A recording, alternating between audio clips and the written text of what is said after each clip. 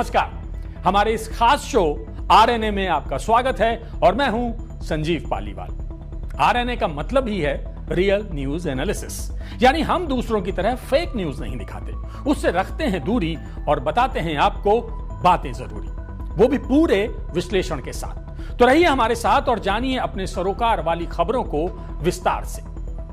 आपके mails, comments और reactions के आधार पर हमने इस शो की शुरुआत की है, क्योंकि काफी समय से ऐसा शो डिजिटल प्लेटफॉर्म पर लाने के लिए आप दर्शकों का हुक्म था।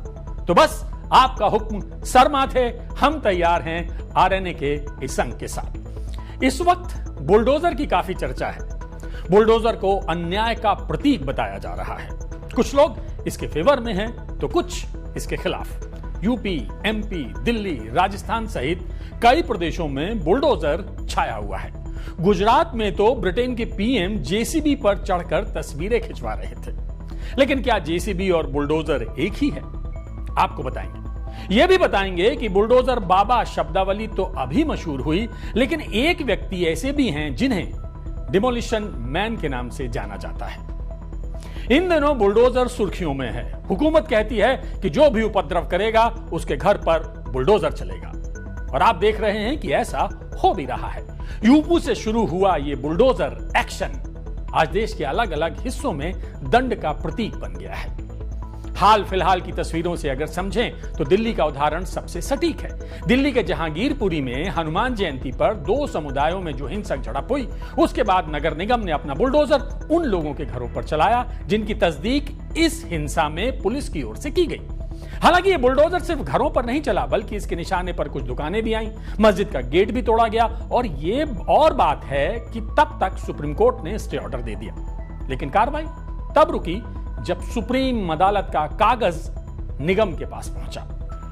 यह तो दिल्ली की हालिया खबर है। इसमें एक और जानकारी आपको दें।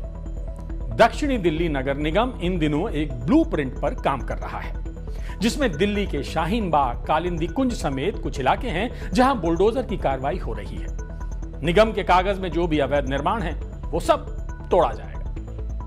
लेकिन जब आप देश की राजधानी दिल्ली से बाहर निकलते हैं तो हर आरोपी में बुलडोजर का खौफ पाते हैं। लोगों में गुस्सा भी है।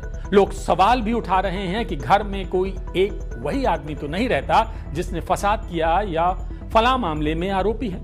घर में तो और लोग भी रहते हैं। बुलडोजर की कार्रवाई में उन्हें बेघर करने का क्या तुक है? लेकिन इस तर्क से हुकूमत की पेशानी पर बल नहीं पड़ता। शायद इसलिए कई मौकों पर बुलडोजर बेलगाम भी लगता है।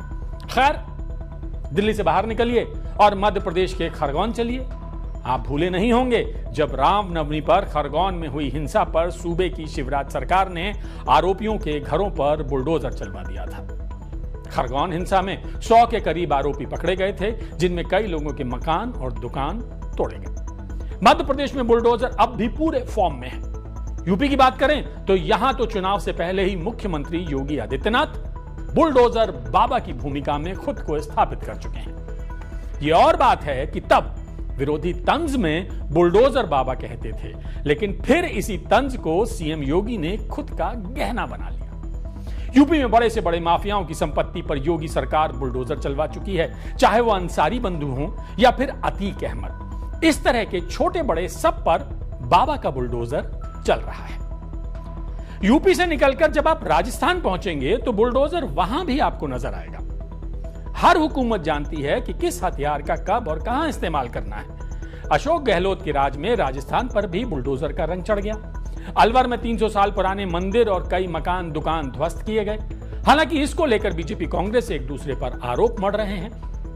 आरोप प्रत्यारोप के बीच हर सरकार, संस्था या निगम का जवाब क्या होता है जानते हैं। यही कि सरकार कभी कोई काम नियम के खिलाफ नहीं करती, और यह बात आपको समझनी जरूरी भी है, क्योंकि अक्सर तस्वीर वो नहीं होती जो आपको दिखाई देती।